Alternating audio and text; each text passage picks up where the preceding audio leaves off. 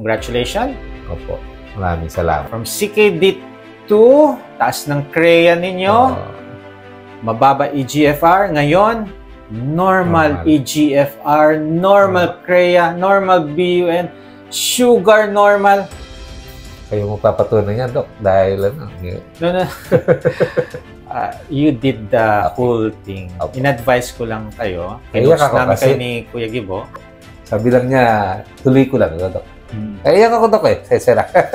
Kasi imagine mo, pagka nag-CKD na, ang feeling mo na yan, lalala to Saka, siguro yung pagtulog ko ngayon maayos. Although nagigising ako minsan, okay lang yun dahil naiihi ako Dati hindi, gigising ako 2 o'clock. Nasira na yung tulog ko. Minsan maiisip nyo, sira na ang kidney ko. Oo, laging ganun. Kasi sabi ng doktor, wala nang pag-asang gumaling Diba? Sinabihan kang ganun? Hindi. Parang yun ang nadidinig natin sa lahat. Walang gamot. Katulad aking autoimmune ko, wala nang daw gamot yan.